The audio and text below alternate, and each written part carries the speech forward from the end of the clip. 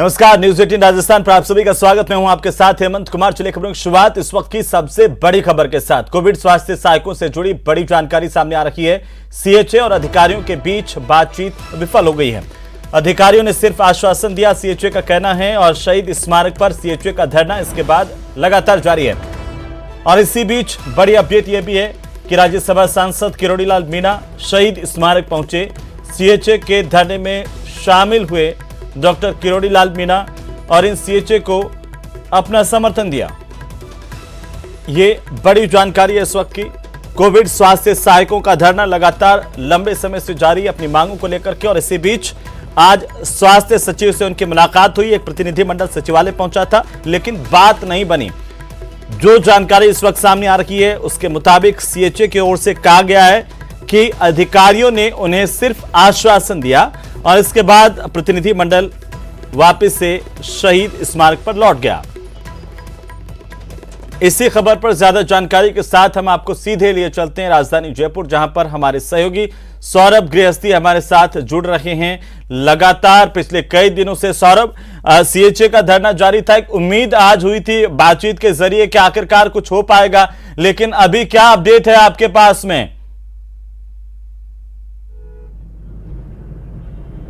जी बिल्कुल, देखिए कोविड स्वास्थ्य सहायकों की स्वास्थ्य सचिव डॉक्टर पृथ्वी से मुलाकात जो है वो हुई है। और मुलाकात के बाद कोविड स्वास्थ्य सहायकों का कहना है कि सिर्फ एक आश्वासन दिया गया है कि आपकी मांगों पर विचार किया जाएगा, आप लोग जो है वो धरना समाप्त कर दीजिए। लेकिन चूंकि जिस प्रकार से आश्वासन पहले भी मिल चुका है, इस लिहाज से कोविड स्वास्थ्य सहायकों ने इसको लेकर इनकार जो है वो कर दिया। उनका कहना है कि जब तक मांगे पूरी नहीं हो जाती तब तक आंदोलन जो है वो जारी रहेगा। लेकिन इस बीच बड़ा घटनाक्रम हुआ और सांसद किरोड़ीलाल मीणा जो है वो इस धरने में शामिल हुए, अपना समर्थन जो है वो उनको दिया। और कोविड स्वास्थ्य सहायकों की बात भी उदयपुर जाकर कहने की बात जो है वो उन्होंने कही है। और इस वक्त चूंकि किरोड़ीलाल मीणा जो है वो शहीद स्मारक से रवाना हो गए और उनको जो है वो अब अन्यत्र स्थान पर ले जाया जा रहा है, क्योंकि कोई जिस प्रकार से कल उदयपुर में दिन भर का घटनाक्रम रहा है, किरोड़ीलाल मीणा को पुलिस जो है वो उदयपुर से लेकर जयपुर पहुंच गई थी। और जयपुर में जिस प्रकार से फिर से उन्होंने ऐलान किया कि जो है वो उनको वे उदयपुर फिर से जाना चाहते हैं, लेकिन पुलिस जो है वो लगातार उनके साथ है। अभी करीब 2 घंटे तक पुलिस कमिश्नरेट में उनकी चर्चा जो है वो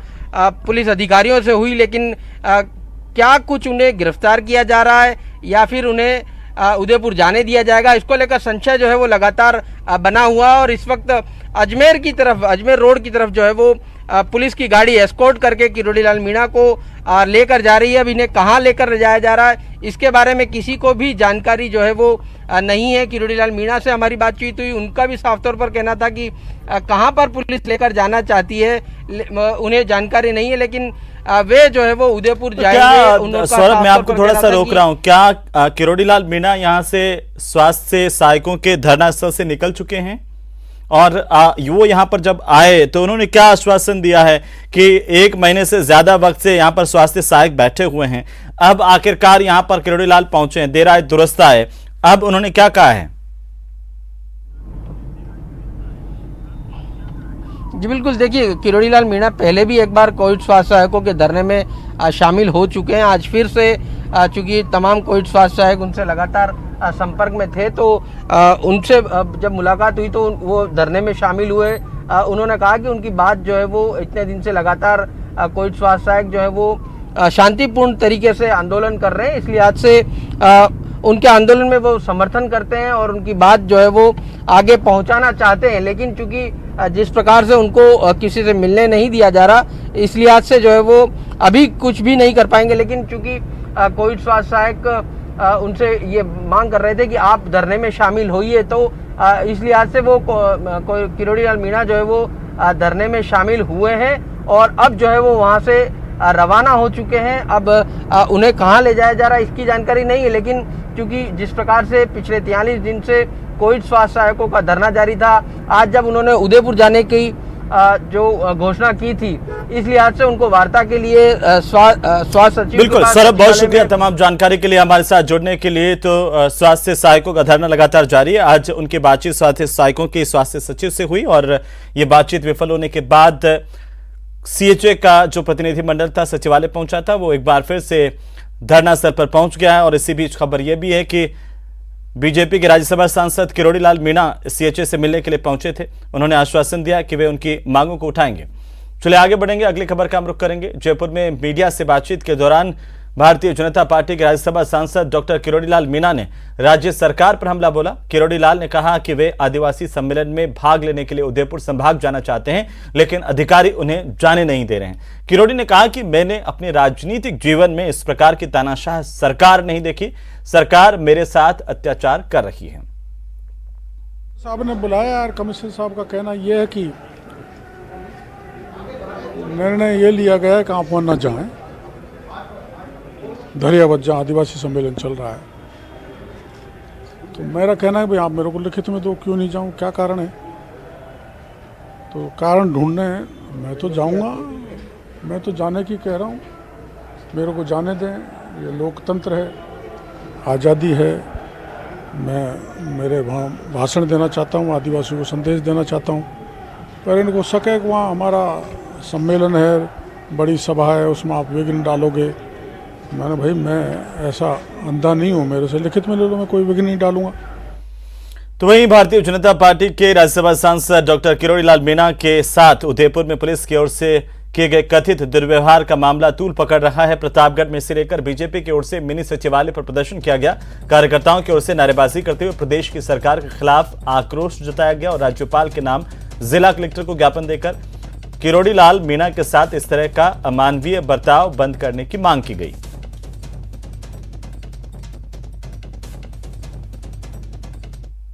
किरोड़ी लाल मीणा से गहलोत सरकार डरती है और पुलिस को आगे करती है। गहलोत सरकार अगर रोकना चाहती है तो राजस्थान में बढ़ रहे बलात्कार को रोके, रोकना चाहती है तो बेरोजगारी को रोके, रोकना चाहती है अराजकता को रोके, परंतु वह इस प्रजातंत्र में, इस लोकतंत्र का मजाक बनाकर जिस तरह से विपक्षी नेताओं को बोलने से रोक रही है, लोकतंत्र का मजाक बना दिया गया है। और इसी बीच रीट लीक से जुड़ी बड़ी खबर आ रही है। आपको बता दें इस वक्त की सबसे बड़ी खबर, रीट लीक्स केस में 3 और आरोपियों की गिरफ्तारी हुई है।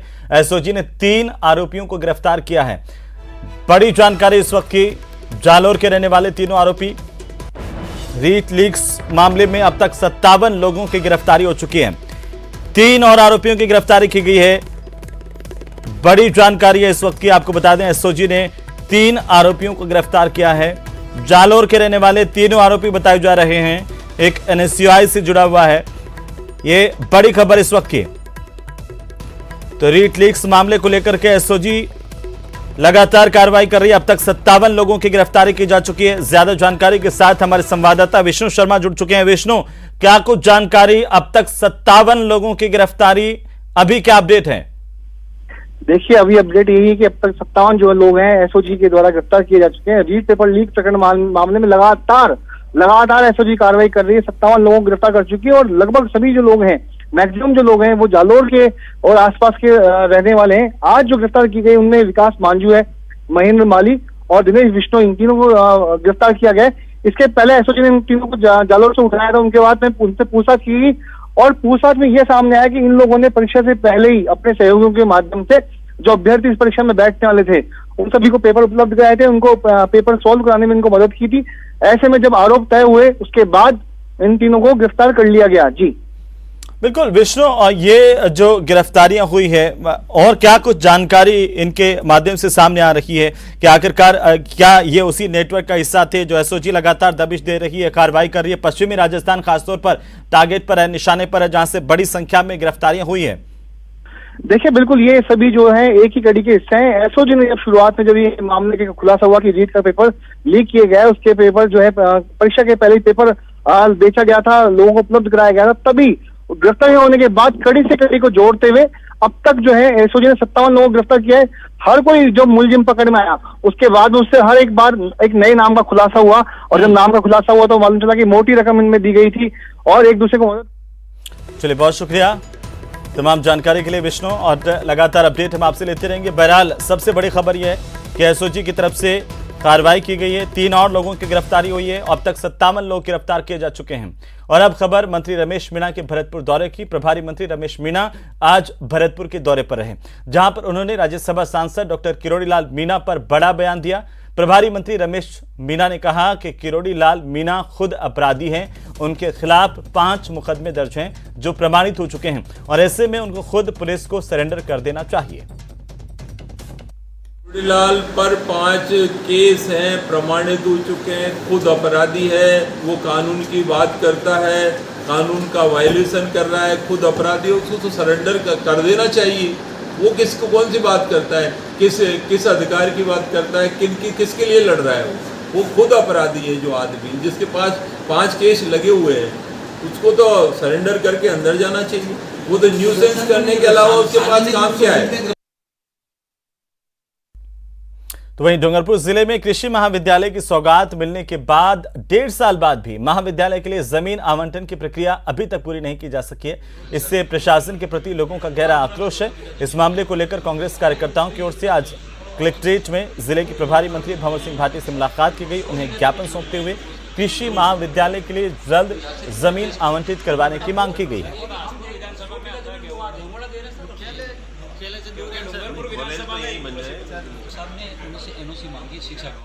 मुख्यमंत्री ने कृषि महाविद्यालय डूंगरपुर जिले को दिया अच्छी सौगात दी सर। इसके बावजूद भी यहाँ जमीन के लिए थोड़ी दिक्कत आ रही थी, इसलिए मंत्री से मिले और जमीन की मांग को लेकर जमीन बता रही, लेकिन प्रशासन द्वारा जमीन आवंटित नहीं की जा रही, इसलिए मंत्री जी को हमने ज्ञापन दिया। हम तो सर यहाँ पर गुमानपुरा सब जमीन हमारे प्रधान जी ने और सबने लोगों ने बताई थी वहाँ जमीन अच्छी है और 200 बीघा जमीन है वहाँ पर, लेकिन प्रशासन द्वारा अनदेखी की गई। फिर इसके बावजूद भी हमने महाराल स्कूल में 50 बीघा जमीन और थोड़ी गुमानपुरा बिल्डिंग बन जाए यहाँ कृषि के लिए योग्य हो जाए यूँ करके अभी मंत्री से मांग किया है और मंत्री जी ने आश्वासन दिया है कि सर ये काम हो जाएगा यूँ करके। तो वहीं केंद्रीय जल शक्ति मंत्री गजेंद्र सिंह शेखावत ने कांग्रेस और गहलोत सरकार पर जमकर हमला बोला है। गजेंद्र सिंह शेखावत ने कहा है कि राजस्थान के हाल के घटनाक्रम इस बात के सबूत हैं कि मुख्यमंत्री अशोक गहलोत की कुर्सी खतरे में है और यही वजह है कि गहलोत जी कांग्रेस के चिंतन शिविर के बहाने गांधी परिवार की आरती उतारने में जुटे हैं। शेखावत ने कहा है कि कांग्रेस को पहले परिवारवाद पर चिंतन करने का नैतिक साहस दिखाना चाहिए। कांग्रेस पार्टी पर निशाना साधते हुए केंद्रीय मंत्री ने कहा कि कांग्रेस अपने इतिहास के सबसे बुरे और कमजोर दौर में है। देश की जनता ने कांग्रेस मुक्ति का इरादा हर चुनाव में बीजेपी के पक्ष में एकजुट होकर दिया है। उन्होंने कहा कि हैरत की बात यह है कि जिस स्थिति को पूरा देश समझ रहा है, दुनिया में जिस पर बात हो रही है, कांग्रेस को इस बात को समझने के लिए चिंतन शिविर करना पड़ रहा है। गजेंद्र सिंह शेखावत ने कहा कि गहलोत सरकार वेंटिलेटर पर चल रही है और मुख्यमंत्री गांधी परिवार के प्रति अपनी वफादारी दिखा करके महज कुर्सी बचा रहे हैं। उन्होंने कहा कि देश के साथ राजस्थान की जनता इस पार्टी से तंग आ चुकी है और आगामी विधानसभा चुनाव में राज्य में बीजेपी को प्रचंड बहुमत मिलना तय है।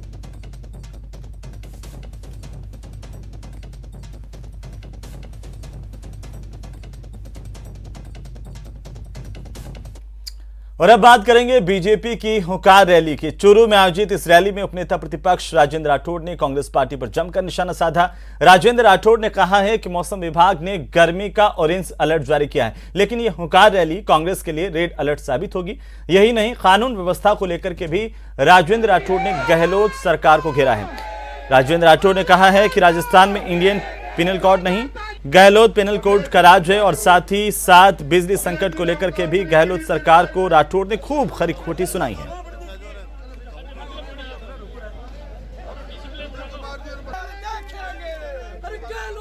माध्यम से हमने जिला प्रशासन को चेतावनी दी है, एक मांग पत्र 21 सूत्रीय दिया है। सारे मुद्दे उसके अंदर ये कहकर किया कि इन पर समाधान होना चाहिए। जिला प्रशासन ने बिजली और पानी की व्यवस्था में तत्कालिक सुधार के लिए कुछ बातें मानी हैं, परंतु कई बातें अभी बकाया है। हम बेमियादी पड़ाव डालेंगे 5 जून को अगर हमारी बातें नहीं मानी, और इस आंदोलन को हमें गांव-गांव ढाणी-ढाणी ले जाएंगे। तो साथ ही भारतीय जनता पार्टी के प्रदेशाध्यक्ष सतीश पूनिया ने कांग्रेस पर निशाना साधा है। पूनिया ने चिंतन शिविर में दिए सोनिया गांधी के उस बयान पर निशाना साधा है जिसमें सोनिया गांधी ने कांग्रेस में आत्मनिरीक्षण की बात कही है। पूनिया ने कहा है कि अब कांग्रेस को कोई फॉर्मूला जीवंत नहीं कर सकता। इसके साथ ही सतीश पूनिया ने परिवारवाद को लेकर कांग्रेस को घेरा। पूनिया ने कहा कि गांधी परिवार की चापलूसी करने की कांग्रेसी नेताओं की परंपरा है और इससे कोई बाहर जाने की कोशिश करता है तो उसे स्वीकार नहीं किया जाता।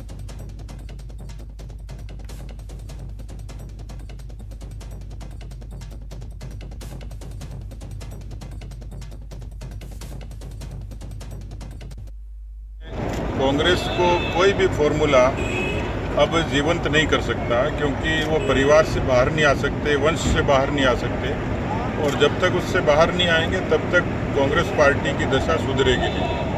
दूसरा, उस परिवार से चिपके रहना कांग्रेस की मजबूरी है, क्योंकि कांग्रेस के अंदर जिस तरीके की चापलूसी की गांधी परिवार की परंपरा है, उससे बाहर कहीं जाते हैं तो कार्यकर्ता उसको स्वीकारते नहीं। कुल मिलाकर कांग्रेस दुविधा की स्थिति में है। तो वही हम सभी अपने सपनों का घर चाहते हैं, लेकिन इससे पहले कि आप निर्माण का काम शुरू करें, कुछ जरूरी बातें हैं जो आपको जानना बेहद जरूरी है। पास कराना जरूरी होता है। अग्निशमन, पर्यावरण और यातायात संबंधी मंजूरी लेना भी जरूरी है। निर्माण सामग्री से आम रास्ते में अवरोध नहीं होना चाहिए। रिहायशी बस्ती में निर्माण के दौरान ध्वनि प्रदूषण का ध्यान रखना होता है। नियम तोड़ने पर जुर्माना भरना पड़ सकता है और अवैध निर्माण को ढाया भी जा सकता है। तो बनवाइए मनचाहा मकान, बस रखिए नियमों का ध्यान।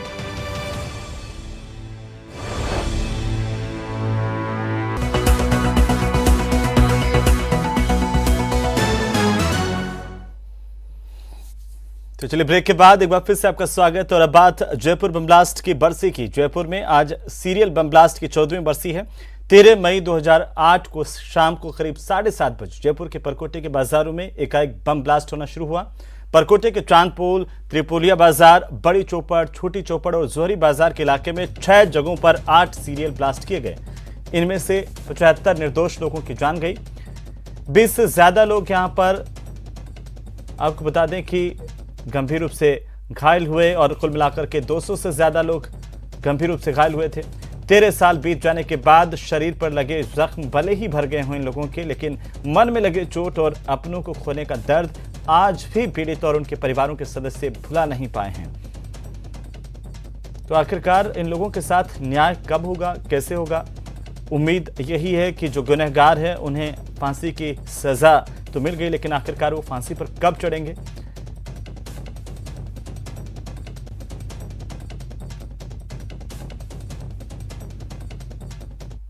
तो आज जयपुर बम ब्लास्ट की 14वीं बरसी और कहने को तो गुलाबी नगरी के गुनहगारों को फांसी की सजा सुनाई जा चुकी है, लेकिन सजा सुनाए जाने के 2.5 साल बाद भी गुनहगारों को फांसी के फंदे पर लटकाए जाने का इंतजार आज भी है। ये खास रिपोर्ट देखिए।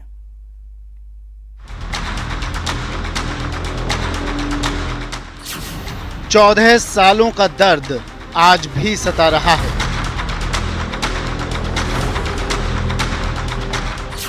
इकहत्तर मौतों का गम अब भी रुला रहा है। गुलाबी नगरी को अभी भी है इंतजार, फांसी पर कब चढ़ाए जाएंगे गुनहगार।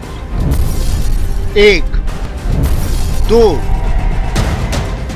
3, 4, 5, 6, 7, 8, एक के बाद एक 8 धमाके। 13 मई 2008 को हुए सीरियल बम ब्लास्ट ने गुलाबी नगरी को दहलाकर रख दिया था। इस सीरियल ब्लास्ट ने कुछ ही पलों में 71 लोगों को मौत की नींद सुला दिया, वहीं 185 लोग घायल हो गए। लेकिन गुलाबी नगरी को दर्द देने वाले गुनहगारों का अभी तक हिसाब नहीं हुआ है। ब्लास्ट के 11 साल बाद स्पेशल कोर्ट ने 18 दिसंबर 2019 को 4 आरोपियों को दोषी मानते हुए फांसी की सजा सुनाई। कोर्ट ने मोहम्मद सैफ, सरवर आजमी, सलमान और सैफुर रहमान को फांसी की सजा सुनाई। वहीं मोहम्मद शहबाज हुसैन को संदेह का लाभ देते हुए बरी कर दिया। लेकिन सजा सुनाने के 2.5 साल बाद भी गुनहगारों को फांसी के फंदे पर नहीं चढ़ाया जा सका है। कुल 114 गवाह हैं, अब तक 15 गवाह के बयान हो चुके हैं। चूंकि जयपुर बम ब्लास्ट केस में यहाँ पर 270 केस सेशन ट्रायल, अपील और रिवीजन के भी चल रहे हैं, इससे ये केस थोड़ा धीमी गति से चल रहा है। अगर ये केस दूसरे कोर्ट में ट्रांसफर हो जाए तो केवल एक बम ब्लास्ट केस बचेगा, तो उसका भी हम जल्दी से जल्दी बयान करा के इसका शीघ्र निस्तारण करा सकते हैं। दरअसल अभी डेथ वारंट और दोषियों की अपील पर हाई कोर्ट में मामला लंबित है। वहीं रामचंद्र मंदिर के बाहर मिले जिंदा बम मामले में एटीएस ने फांसी की सजा सुनाए जाने के करीब 6 महीने बाद चालान पेश किया, जिसका ट्रायल जयपुर बम ब्लास्ट की विशेष अदालत कर रही है। इस ट्रायल के चलते भी दोषियों को सजा नहीं हो पा रही है।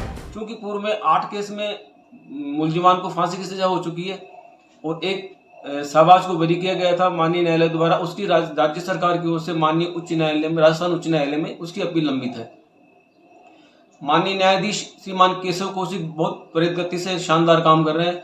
अगर ये केस यहाँ से ट्रांसफर हो जाए, जो अपील डिवीजन सेशन केस है, तो हम इन केसों को, जयपुर बम ब्लास्ट केस को डे बाय डे, दिन प्रतिदिन सुनवाई करके इसका अतिशीघ्र निर्णय हम राज्य सरकार की ओर से करवाया जा सकता है।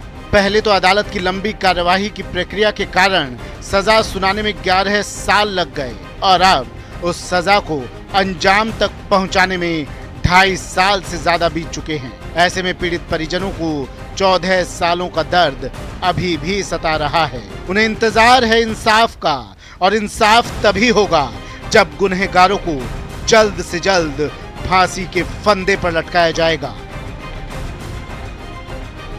न्यूज़ 18 राजस्थान के लिए जयपुर से सचिन कुमार की रिपोर्ट।